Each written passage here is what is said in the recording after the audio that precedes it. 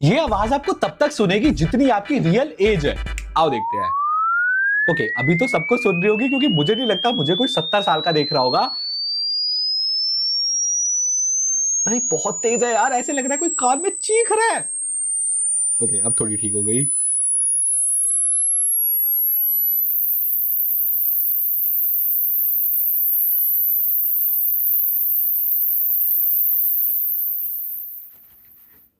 भाई मुझे तो 18 तक सुनी, लेकिन मेरी एज 18 से तो बहुत ज्यादा है। तो कमेंट्स में बताना आपको कहां तक सुनी।